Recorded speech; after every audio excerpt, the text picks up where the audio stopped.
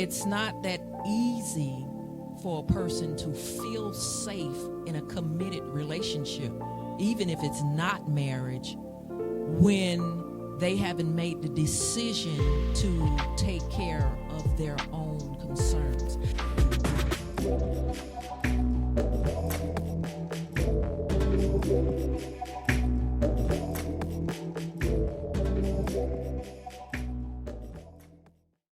Welcome to another episode of Love Speaks. We're still here with my good friend, our good friend, Dr. Days, who is an educated, certified family, marriage, and therapist, therapy counselor. She is one of my go-to for almost anything that helps us. Understanding that we're in the month of mental health. I'm Francois with my host, Lakeisha. He's jumping right in. because we're excited. It's so good. It's so good. If you didn't watch part one, you have to go back and watch part one because it's so good. You got to. And I'm ready to get to the juicy part because Dr. Days has done a phenomenal job talking about the family dynamics and how to deal with family, because reality is we all can be triggered. And once our emotions get a bit out of balance, we need help. We need therapy, and it's okay. It really is okay to seek help, seek counsel, even if it's from somebody that you don't know, so that you can feel like there is nothing bias taking place. It's okay to seek therapists. So do me a favor, like, share, click the notification button, and subscribe. So every time that we're on, you can go ahead and receive good information, because we're going to talk about everything on this platform.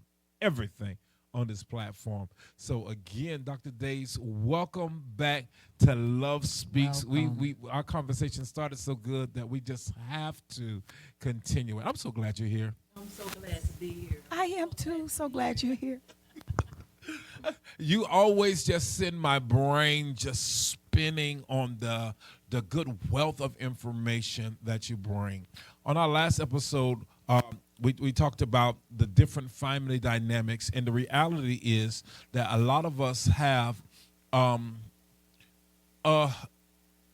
church people, Christians, who need to seek some counsel because their behavior, their thought patterns is somewhat messing up the family dynamic. In this new era of the church, some churches are implementing mental health programs. What are your thoughts about that? I think that mental health is definitely needed in the church. Yes. Where people are, mental health is needed. Yes. I do believe that many people may use the Bible or Jesus as a way to protect their allegiance to that dead thing that they're still holding on to, and they don't realize it as such. Yeah. So for whatever reason, you don't want to address it, you don't want to possibly resolve it. They may not see it as that, but I'm just going to leave that over here, and then it's just going to be me and Jesus. Exactly. And then as you continue to progress in life, there's no change. Yeah. There's no transformation. Yeah. No new belief system. Nothing is happening, but it's you and Jesus. Yeah. So I do think that, no, without a shadow of a doubt, very certain that mental health is needed in the church. And it's okay. You can be comfortable about it. You can confide in someone who can really help you with your particular concerns or bring some enlightenment or awareness to concerns that you may not even realize is a concern. Because the longer that you do not deal with or confront an issue, people don't realize the bigger the issue is growing. Yes. I No, I don't mean to cut cut you off. I want you to finish your thoughts because I don't want to take anything away from that. So you can continue on. I don't want to, but I just wanted to interject into there because in the church we have to be very careful because a lot of people will try to cast out what needs to be counseled. So they are calling it demons, and it's not a demon. What it is hurt, it is abuse, it is trauma that is buried deep and have been covered up. And it has been put makeup on and put hair on it and dressed it up, put on the best attire, put perfume on it, and gone out into the world. And it looks all together, looks perfect. But on the inside, there is something deep down buried. And a lot of people don't wear it. They don't wear it on the shoulders. I've been abused, I've been, I've experienced trauma. Many people don't wear that on their shoulder. They don't wear it on their shirt. They don't wear it on their clothes, so you don't see it. But you can identify it in their behaviors. And so we have to become trained and have a trained eye to see and to know that this is not a demon. This is trauma. Right. This is trauma acting out. This is trauma needs counseling. And so that's why I believe it is so important for us to have the mental health component. Every ministry should have a mental health component. Yes. If you don't have licensed therapists in the ministry, then to bring them in, I believe it needs to be an annual event hosted at every single church on God's green earth that will cater to the needs of those with mental issues. Yes. And I also believe, I'm just going to interject this, I also believe from the time that I met the both of you, I believe, and I know your schedules is extremely busy with life and family, the church, and just many other things that you're called out to into the community. But I believe that you two are equipped to even develop a program to help leaders in the church, or to help if church have counselors or what have you, to know how to do it within the church based upon scripture. And I think you two are capable of that. Yes, I understand, the education of the school and that type of thing. But for those that are so church and religious minded, they're not even going to look or take to the educated ones. That's just a no-no. So hopefully, if time permits, dear God, yes, with these two, that you can help them to spearhead that for the church, to reach those who have gotten to the place that they are just so stubborn about it, that they just so, they're just not hearing or adhering to any other form of change unless it's coming out of the scripture, Jesus, or the Bible. God has to be up to something because he just changed our track, our course. I myself, and I know we mentioned in the earlier session that you have a criminal justice background. That's why I obtained my bachelor's in criminal justice. So I have a criminal justice background as well. I did 6 years at the state attorney's office. I was a homicide trial coordinator, left homicide trial coordinator, became a domestic violence advocate, became a domestic violence paralegal. So I've had my years and my tenure in criminality and, in the law, and God shifted and he changed that course. And I could have went back into that field, but it wasn't God's will. And so God positioned me, and now I'm pursuing, clinical mental health in my master's, and he's also going to be doing the same in the winter. So he's going to be entering into the program. And so as I'll be graduating, coming out, he'll be going in the program. So it has to be something unique so God is doing.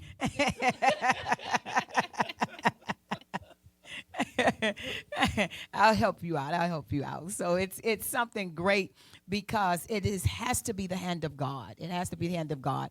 Because after I finish, I struggled so long to get back into the track because I'm like, God, is this what you really want to do? Is this what you're going to read? Because, master program is not free. We have to pay for this. It's all paid for. No grant, no, you pay for this, And so there's no assistance there. So I had to be sure, God, is this where you want me to put my dollars? And so as we turn the years, God says, okay, this is what, and he blessed me and he strengthened me to do that. And now us doing it jointly. And we said it. We're going to open up our practice. It's going to be Carvil and Carvil.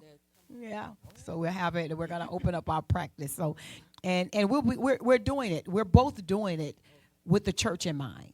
We are. We're doing it with the church in mind. And we're doing it because we want to bring education and awareness to the church and also to the community. So and accept that assignment. Exactly. And then for me, that's one of the reasons why I went. That's what my goal is, to get my master's as well in mental health, because when I was seeking counsel, I wanted somebody like me.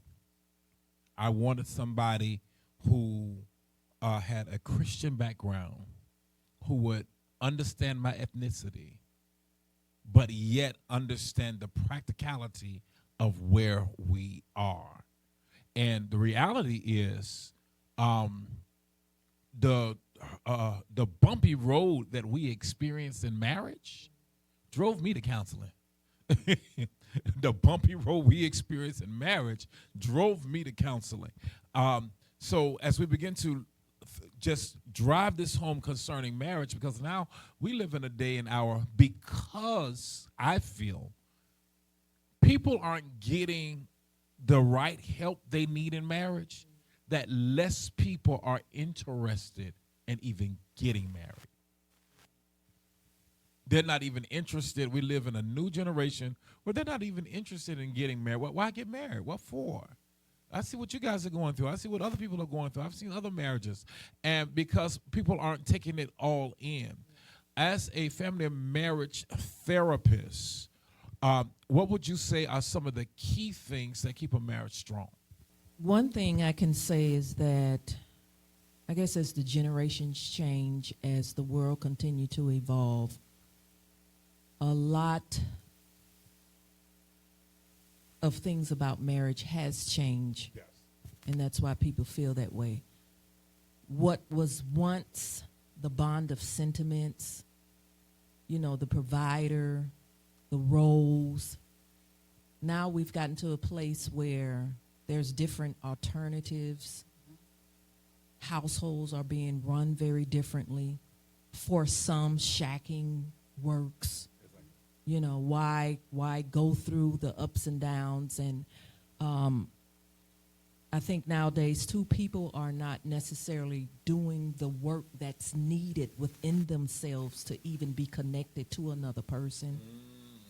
So with that said, marriage, it's a difficult decision for people to make, and it's not to say because they're not making it, it's not right. God instituted, so I believe in it. Exactly. But I would say the generation has just gotten lazy. It's just a lazy, pretty much, generation now. So I think with marriage, it takes a lot of work, soul searching, and people don't want to put the work forth to get that done. Exactly. It's they don't want to put the work forth to get it done, because a lot of times you go in already projecting the outcome, which you're going to draw that fear to you, because that's the very thing that you're living each and every day. Well, it's not going to work. My mama's didn't work. My dad's didn't work. It's not going to work. Men are no good, or they cheat, or women cheat, or just whatever. All Exactly. these different, stigmas that is out there. And I think it's a sad place, because I actually believe in marriage, even though I'm not married. But my thing is that I was just so self-absorbed coming up and just into what it is that I wanted to do in my career, and I need to travel, and then I had my parents, they were encouraging me, live your life, and and then once they got older and I'm past childbearing age, then they say, now do you think about marriage, or do you want some kids? So in other words, our parents can't dictate where our marriage goes. Absolutely. So because sometimes it's better together. Sometimes it's better together. And I 100% agree with you that it's so important to do the work yourself. Do work on you, and I can again I can agree connecting our sessions where people don't know who they are. Right. That's it. They don't know who they are, That's it. or some just get so engulfed in the moment, not understanding that we live in a world that's constantly moving. Right. Constantly moving. I interviewed somebody, and they said something. I feel like they regurgitated what I said. And what I would normally tell my children, I always told my children, I said, enjoy being a child. Because once you're an adult, you will never be a child again. It ain't like you could do 20 years and say, start over. Once you're an adult, you'll never be a child again. And so what happens is sometimes, like you said, it's that internal child that's not healed, all those things there, and they bring that into the dynamics of the marriage and not have worked on themselves and don't have the awareness enough to say, I need to work on me. I need to work on me. I tell them like this, and I don't want to go. And you can tell me, family marriage therapists, they said you crazy. They used to say you crazy if you talk to yourself. Then they changed it from you ain't crazy if you talk to yourself. You're crazy if you answer yourself. And I say, well, what kind of person are you? You can't talk to you. You talk to yourself, and you can't talk back to you. So within me, I would talk to myself from time to time and say, you know that wasn't right, but I still did it. you know that wasn't right, but it sure made me feel good. But I've had the awareness enough to know, hey, I understand where this comes from, and going back to just figuring out in the dynamics, even of marriage in particular, why did I respond that way? Why did I act that way? Am I disappointed? Because I've had a level of expectation from you that you did not deliver back to me? And then sometimes it's hard to do that without proper counseling. Right. Because sometimes we don't know how to ask those questions. What questions do you think each married individual ought to be able to ask their spouses? Married individuals, that should be definitely the depths of authenticity. I mean, that should be a place that's so raw and so real. Within the covenant relationship of marriage, you should be able to ask anything. I feel emotional distance. Is there something that I said or something that I did? Yes. You should easily be able to say that. Or I'm not feeling as attracted to you, or I'm feeling like something is not right. Is anything I'm missing? Is something going on? And please be honest, because if you don't, this can put a breach in the relationship. Yes, that's good. And once you allow that breach, the further and farther and farther and farther, that it will go, and you find yourself in a whole totally place. So whatever it is that you're feeling, you need to be able to ask it. That's right. Ask what it is that you're feeling without trying to ask yourself inwardly and judging it, prejudging it and all. Ask the person and free yourself.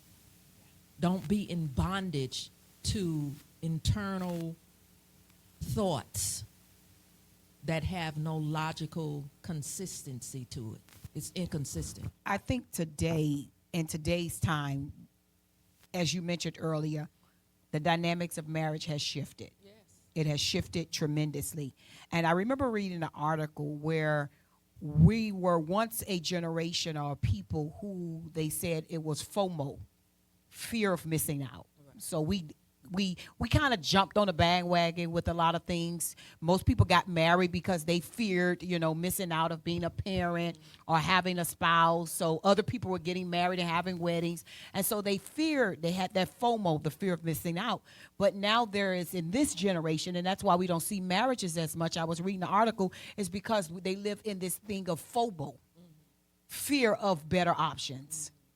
And so they don't commit because they fear that there's a better option that will come along. And so when there was a generation that had the mindset that I'm going to miss out on something, or I'm going to miss out, and this day's going to pass and I'm not going to be able to get this again, this generation says, no, I'm not going to commit because there's going to be a better option that may come along. And so this is where I think there's this struggle that we see. And even for those who say I do, that thought pattern is still there, that I'm married to you, but still there's a better option. They holding on to the better option, so they don't commit. They don't commit. And so that puts that breach and that barrier, I think, in a lot of marriages. Because even as you mentioned earlier, I remember telling my mom, like before I got married and she was alive, my mom, and we were talking, I'd gotten saved, and just say, God's going to send me a great husband. And she said, ain't no good men out there, but she was saying that from her own past experiences. And so we can never, ever give advice from our past experience, because that does not mean that will be somebody else's experiences. Right. And so we have to be able to define that and encourage, especially today, where I think marriage is almost about to be almost obsolete. They're not doing it no more. Young people talk, you want to get married. Young people I speak today don't want to get married and don't want to have no children. So I said, God, what happened to the commandment to take dominion and to multiply? They don't want to multiply no more. They don't want to have children. They don't want to get married. And so there is an order that has been broken. Right. And I believe that God wants to, restore it. Yeah. He wants to restore it. I want to add to that is that also, in addition to what you're saying, that's powerful. Absolutely what you said. That is totally powerful. But it's hard to commit when you don't really know who you are. And see, the black family, many families, but is broken down so much. Yeah. It's broken, and whatever they have witnessed or observed within their household, they definitely don't want to possibly repeat that. Yes. Even if the union stayed together 50 or 60 years, because sometimes we hear that number and we'll say, ooh, 50 years, ooh, yeah. But listen to the story of the 50 years. Right. That's right. Okay? That's right. Listen to the story. There could have been multiple, children, affairs, polygamy. I like the way I heard Dr. Darius Daniels say it. Listen to one of his podcasts or one of his quick sermons that kind of came up. And he said this. He said that it's not that people that... It's a commitment on either side. So you have people who committed and they stayed married 40, 50 years. You had some that was committed in love, and you had some just committed to the dysfunction. Right. Exactly. They committed to the abuse, they committed to the dysfunction, and they went along with it. So it was a commitment there, but what kind of commitment was it? Right. And they stuck in that place because this is all I know, this is who I have, this is what I have, and they've lived in that for so many years. And just to give the testament, because it's been pulled up, thank you for that, the information in regards to the Census Bureau reports for May 2024, that married couple households made up 47% of all U.S. households in 2022, down from 71% in 1970. That's a big gap. That's huge. 71 to 47. And I want to say that maybe a part of that foundation is safety. Safety. Because we talked about being able to ask questions and having nothing off limits. And the question in the back of my mind is, how do we create a safe atmosphere so that you feel like you're safe to ask those questions? You say the fear of missing out is a lack of safety. The fear of better option, that I'll be safe if I just wait for the better option, And I think it kind of speaks to insecurity. Right. I think we live in a very faithless generation now, where we don't have faith in God, faith in humanity, and most definitely don't have faith in marriage, because we lack that blanket of safety. That blanket of safety. Go ahead. And I think it's very difficult to feel safe or be safe when you haven't dealt with your own traumas or issues, or maybe you saw the patterns from your parents who had trauma and they didn't deal with it, and you just coming up in a household that have experienced maybe a lot of physical abuse, emotional, or what have you, whatever you've experienced, whether it was sexual molestation, whatever, it's not that easy for a person to feel safe in a committed relationship, even if it's not marriage, when they haven't made the decision to take care of their own concerns. I think when you are to a place that you are working on yourself, you are trying to better yourself, become healthy emotionally, seeing your counselor, your therapist, whatever the situation is, I think that would be the place where you would feel a little bit more humble or more drawn to an authentic relationship, because you are coming to that place of authenticity. Yes. But it's going to be very difficult for you to come to that place when you're not dealing with the stuff that you have experienced, whether it was you per se, the victim, or you just was a victim in the environment Yes. of what had taken place. Yes. So it's going to be very difficult. And, I know people, I have family members, they track 2, 3, 4 years, and they just, well, when is the marriage? Oh, it's coming. I say, what, maybe 10 years? You're going to marry? I mean, what, this thing with the buy the milk and the cow, or however that go, that still stands. Well, it's a different generation, but you were placed here in this generation. Exactly. So it's up to you to do what you need to do, to work within yourself, to take care of because you can have whatsoever it is that you want to have according to Scripture. I mean, you went to school, you got educated, it wasn't a problem with that. You got all these different choices. You can go do that, but then you don't want to take care of the temple. To have a full-fledged, committed relationship with someone who would truly love you. Dig inside, get the help, and find out where is that coming from. Yeah. Yes. That you rather take a hold to the myths or the stigmas that's out there or the lies that's out there, and you feel safety in that. Yeah. Yes. But you can't feel safety in being loved truly by someone. It's difficult because there's an emotional immaturity. You can never advance in immaturity. You have to become full and complete. That's what maturity is. It is coming to the fullness and completeness.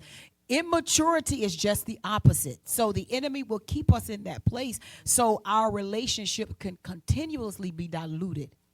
They could continually be perversed because we can't communicate. As you started in the last session talking about communication being the number one factor. But if communication cannot be successful, then we're never going to be able to advance. We're never going to be able to grow. I remember a time where we were in counseling, as a couple, because it's needed. I believe every marital counselor, even if it's working, still get counseling, because somebody may not be a truth teller.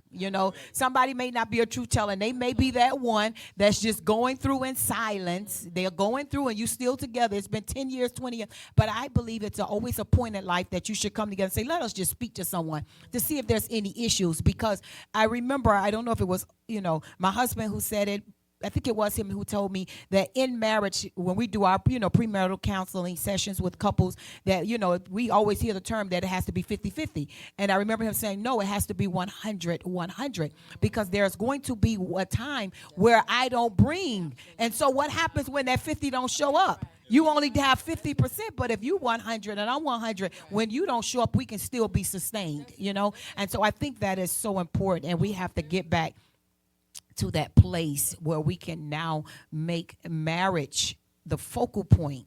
Because I think it was Bishop Jake some time ago, and I'm going to give it back over, did a series called Model Homes. It was so phenomenal. I remember you sending it to me, and I watched those with both him and Sarita Jakes, First Lady Sarita Jakes. And it was so phenomenal. And they brought in the children because, of course, it's the family. It's the unit, the whole entire. They brought in the whole family and they built it from them first, and then they brought in the children.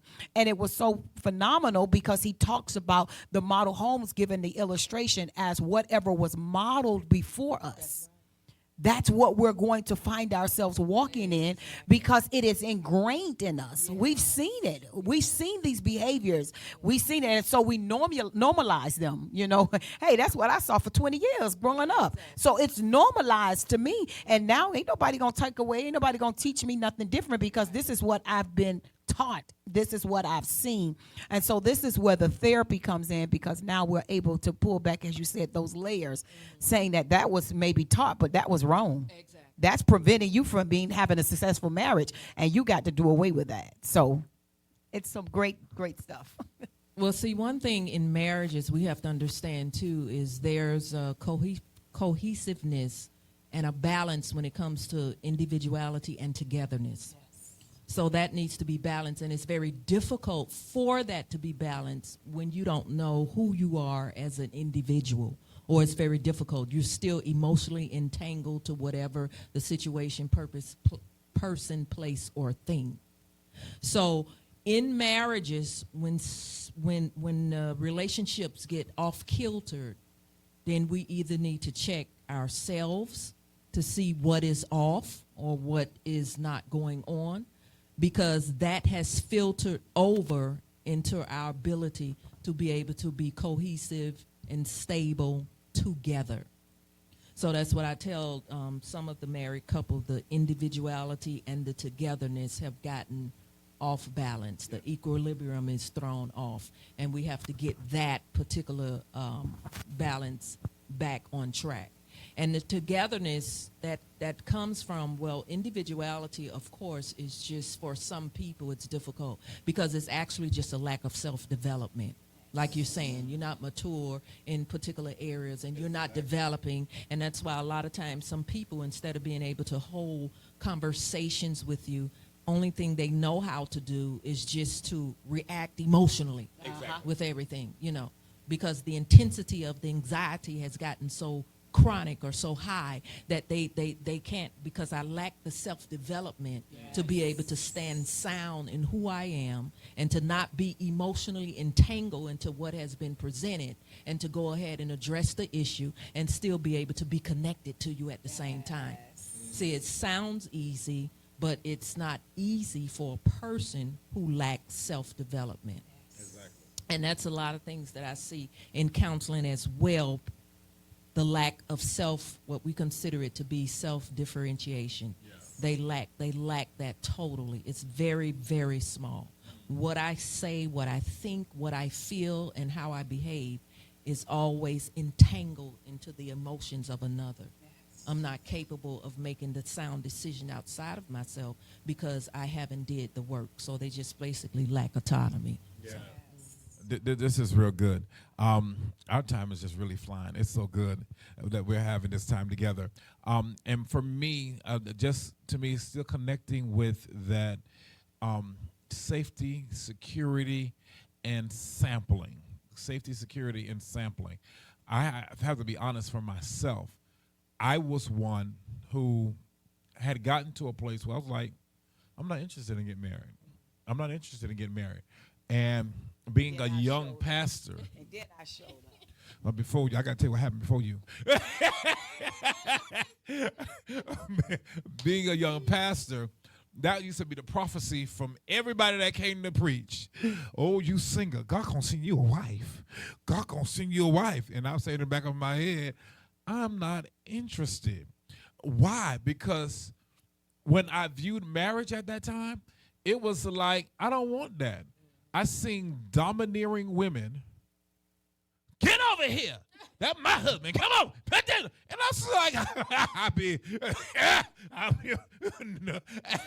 and I was like, I can't see that happening to me. That was a turn off for the whole idea of marriage, you know? And so, and what happens is I met my bishop. I met my bishop and his wife. And I saw them.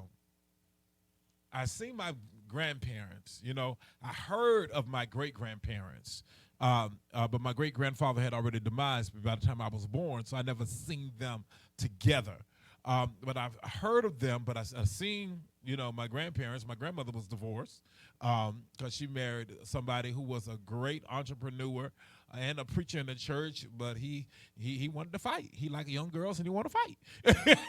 So I seen that. I seen her second marriage that failed. So I seen that. I seen the failed marriage with my mom and my dad. So I've seen all that, and I was like, I want nothing to do with that.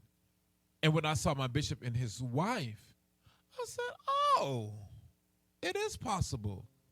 I saw an old bishop who was married forever, and his wife never went to church with him.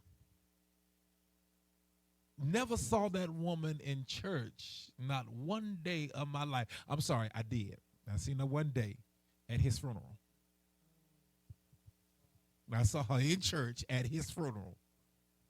The only day I ever saw her. And I looked at that and I said, if that's what marriage is, if that's what it means to stick together and ride it out, I'll pass. I'll pass. I can go out there and get what I need to do and say, God, please forgive me. Thank you, Jesus. Exactly. And keep it moving. And so that's what did it for me. I didn't feel that marriage was a safe place. And I think that destroys a lot of communication, and that's why we end up being torn and everything else like that. However, what do you do when both spouses have a view of marriage that they were exposed to? I talked about what I saw in marriage, exposed to, that is satisfactory for them, but it conflicts with the other. That's a great question. You're definitely going to have to put the issues out on the table, especially prior to marriage. Yes. But if you've already gotten in the marriage, that's something else. But prior to the marriage, you're definitely going to have to put the issues out on the table along with your personality, your view, because even observing another's relationship and seeing the good in it still doesn't necessarily mean that when you get in the relationship with whoever you're with, that it may turn out that way, because every household would possibly have their own set of different issues. So we have to put that stuff out on the table, understand the belief system that's behind why you feel that way, and find out from the party, what type of marriage, what are you looking for, what would work for you, what would not work for you, understanding the background of where the person come from, because a lot of times, as my father used to always say to me, when you meet someone, you accept that and don't be thinking, they'll change, they'll change. So you have to understand that throughout the dating course prior to a marriage, it's a possibility that what you're dating and how they act or what have you, if they're not the type that want to invest in self, do self-development, personal development, it's a possibility that's what you're going to get. Yeah. So if you have all these different views and belief system and things that you want out of marriage and you see it ahead of time that's not, going to have to make some hard decisions. And some people won't because they feel like, oh, they'll change, and they may not. Now, once you get in the marriage and whatever you perceive and things are not working, now that you're in that covenant relationship, that's why I say communication, you have to be honest, but I understand it's difficult to communicate when you really don't know who you are, or when you have developed this pseudo-self that you just stuck in a particular situation and you just accept it and say, I'm here now, let me just deal with it, which is really not good. But you still have to bring issues to the table, bring it to the table. This is working, this is not working, this is what I had expected. Has the roles changed? How could we evolve to get into a different place because I'm feeling this way? I'm not sure how you feel. You have to put it out on the table so a person can know and not allow the guessing game. Even make time where you can sit down, not just during times of issues or times of crisis or concern, but make time in addition to a date night, but make time to an issue night. That's right. Yeah. You see what I'm saying? That's good. Let's have some issues. And even if there's not something, then just talk about, because a lot of times we're not always being honest and sharing everything. Because sometimes you feel that if I share this, I may stir the pot, and we've been doing good this week. So let me just hold it. But that's festering. That's right. And when you allow that to fester, where does it sit? Yeah. What organ is it in? I tell a lot of people, they, I've been hurting. Okay, in addition to it may be something medical or physical, but what's going on with you emotionally? Because it could be that too, because everything that's digested needs a release. So I would say just in marriage, you got to put it out on the table, hold nothing, make an issue night, be very honest, talk about it, how we're going to work towards it, what would it look like for you to look different, and this how it would look like for me for it to look different. And how can we do this thing and work together? Even as they do with kids sometimes in psychology, this reinforcement reward, surprise them when something has been met, do something different that's out. I said, well, what's this for? That issue that we had. We got, make it fun if you possibly can, in addition to it just being an issue. That's some good information. I like where you said festering, because what I heard there, a book that I picked up throughout my educational courses, is The Body Keeps the Score. The Body Keeps the Score. Phenomenal book, because what we hold in and the issues we don't deal with, your organs, something is keeping the score. Something is bearing that weight of that emotion, that issue. And so don't let it fester. Talk about it. Bring the issues to the table. Bring them out open. This was such a phenomenal, session. It's always a delight to sit with you, Dr. Days. Always a delight. We definitely going to have her back. We're going to have her back because it was such profound information that was shared today with marriages. If you want to step out, be bold, be courageous. Talk to your spouse. Look, we need to get a session set up. We need to contact a therapist. I told you earlier in this session, EAP. If you're employed, your employer offers free sessions of counseling, and it could be family, anyone in your household, not just you. So bring anyone in your household to get those free sessions of counseling, and you can bring your spouse, have those free sessions, talk about those issues. It does not have to end in divorce. It does not have to be sour. It does not have to be bitter. There's always hope, but it just requires a conversation. Absolutely. So thank you so much. And so I believe, and I hope I'm not putting her on the front, Dr. Days is available for more sessions just like this if you want her in your space. So reach down to the link below so we can give you contact information on how to reach Dr. Days, because she is educated, profound, down to earth, and she's always a help. So we thank you so much for the help for the family dynamic, for the church, and even marriage. So please like, share, click, and subscribe, and then make sure love always speaks. Okay, make sure always love speaks.